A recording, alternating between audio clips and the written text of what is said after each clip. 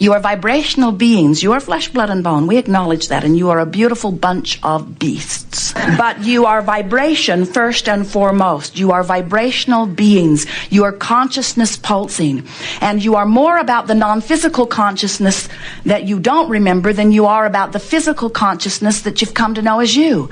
You are source energy in physical bodies who are seen by source as perfection out here on the leading edge, having contrasting experiences so that you can take thought and experience and expansion beyond that which it has been before. So here you are, and here we are, and here you are, and here your inner beings are.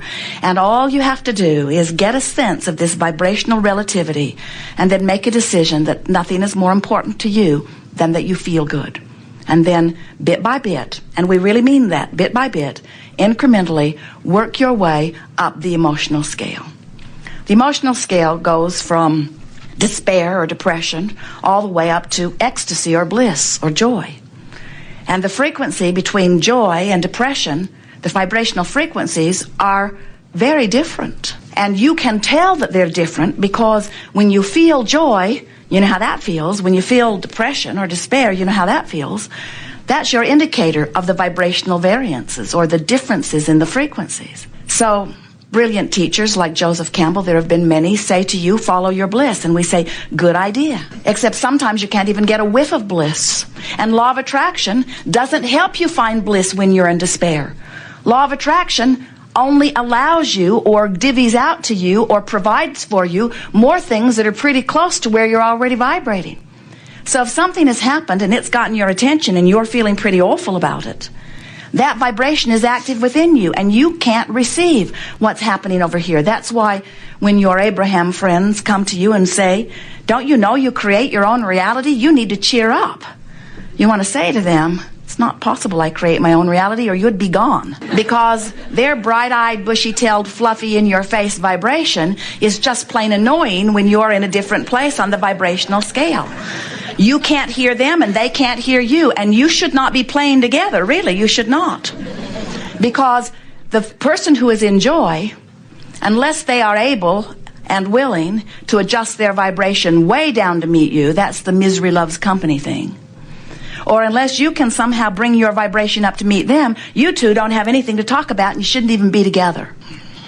Nice to know, isn't it? Well, here we have a room full of teachers who think that that word is synonymous with servants. Shouldn't I provide the service that I was born to provide?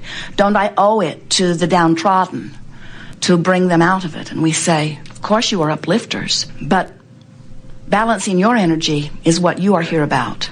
And those who will benefit by your balanced energy, source energy and law of attraction, will point in your direction. And so when they show up in your experience, they're there for a reason. But the reason is not for you to meet them in their lower vibration. It's for them to have an opportunity to join you in your higher vibration. So your best work and your best service to those who surround you is to get as tuned in, tapped in, turned on as you can, get in vibrational alignment with who you are, and let law of attraction match you up. And when someone shows up in your experience, do your best to maintain your vibrational alignment. In other words, don't try to factor a third thing into the vibrational relativity. Are you getting this? Because there are only two factors that you can synthesize or adjust or massage or understand. And when you try to factor in what somebody else is living, now you're attempting the impossible. Do you believe that you get to choose? Do you believe that you have the power or the ability to choose? Do you know nobody else can choose for you? Nobody can get inside of you. Nobody else could even begin to understand the vibrational relativity between where you are and where you want to be. Nobody's walked in your footsteps. Nobody's been there incrementally as you've launched those rockets. But Source Energy has, and oh, the future that is aligning for you.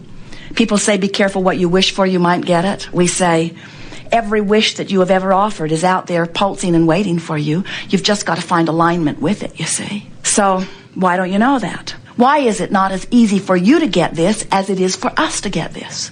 Besides the fact that we're really, really very smart. You are too. But the difference is, here in your physical form, 99% more than 99%, almost all, 99.999999% of every creation is complete before you see any physical evidence of it at all. So there's a lot of vibrational alignment that takes place before manifestation begins to appear in your experience. And that's a very good thing. That provides you this wonderful buffer of time where you can get into alignment. But what that means is, right now, we really want you to hear this, right now, in the way you feel and the attitude, the mood, right now, the way you feel is your indicator of exactly what manifestations you are moving toward. Now, there's a lot of them out there. Some you really like when they get here. Some of them you're not going to like so much when they get here. You're creating all of them. And the way you feel is your indicator of what you're closing the gap on. In other words, there are people who right now are sick, who have cleaned up their vibration, who are moving away from sickness to wellness. And even though the manifestation of the wellness is not apparent yet, because 99% of the vibration is in place before it is apparent, they're moving in the right direction. And they know it because their emotions are saying to them things like joy and love and appreciation. In other words, they're feeling good. But there could be a person with no physical evidence of illness in their body moving swiftly or actively toward a manifestation of an illness, and they don't know it yet. They're on the path toward illness. They don't know it unless they know that anger, fear, depression are indicators of the direction that they are moving. So people say the oddest thing, odd to us anyway, they say, it just came out of nowhere. And we say, no, it didn't. It didn't come out of nowhere. You practiced the vibration of it hard and long. This is a wonderful buffer of time you've got going here, where you have to solidify a vibration pretty well. Then people say, well, then why are children born with deficiencies? And we say, well, first of all, you don't know that it wasn't their intention, and you cannot compare what you are wanting with what anyone else is creating. But we know that's a hard one to swallow.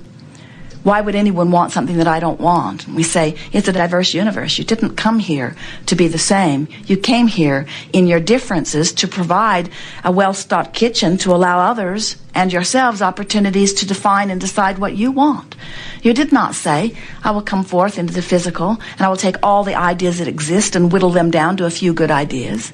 You said, I'll come forth into a diverse environment and we will expand the ideas still further.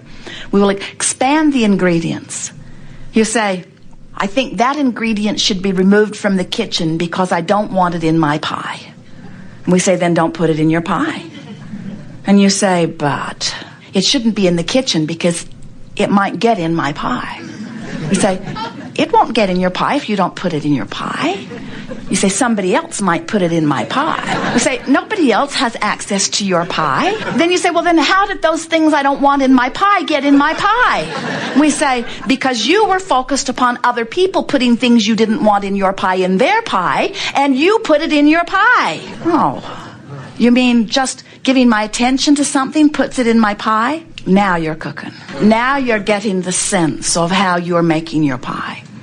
You do not need to remove things you do not want from this environment in order to live joyfully, but we certainly understand how it is that you feel that you need to, because if you are among the millions of people on the planet who still don't get it that you are vibrational in nature and that law of attraction is bringing things to you that match your vibration, we know that when you look at a circumstance that pleases you, you would like to promote more of that, and when you look at a circumstance that doesn't please you, you would like to stop that. But we want you to understand that in this vibrational-based universe, there is no such thing as exclusion. So when you say no to that thing that you do not want, you're actually putting it in your pie. When you say yes to something, you include it. When you say no to something, you include it because your attention to it activates it in your vibration, and that's how it gets in your pie. So we can understand how when you look around and you see things you don't want, like diseases or terrorists or anything that is unwanted, and you shout no at it, you would like it to go away. We know you would. We don't blame you at all. We just want to help you to understand that your attention to it causes an activation of it in your vibration. And when something is active in your vibration, you're moving toward it. It is just as simple as that. Don't fret about it. You have a huge buffer of time between the activation of something and the manifestation of something. And there's one more very significant point that we want to make to you. You are source energy embodied in these physical bodies. Well-being is the basis of all that you are. You don't have to work hard for well-being. You just have to stop doing that thing you're doing that is not allowing the well-being. There's not a source of well-being and a source of evil. You don't walk into a room and look for the dark switch on the wall. You don't expect to find some switch that causes a dark mist to cover the light. You know that you can turn the knob or push the button or flip the switch that resists the light, but the light is the source, and you're either allowing it or you're not. There's not a source of evil. There's not a source of sickness. There's only well-being, which you are letting in or not.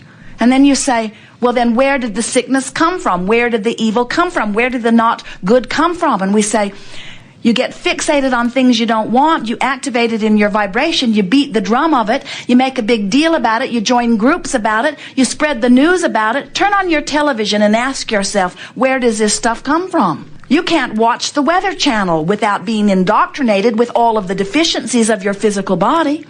In other words, there are so many people who still believe that they can push hard enough against this thing that they do not want that they can make it go away. And we want you to understand they're just putting it in their pie, and they're just causing you to think about it until you've got it in your pie, and then they'll say, see, we told you it was a problem. And we say it's only a problem if it's active in your vibration. If it's not active in your vibration, it cannot touch you in any way, you see.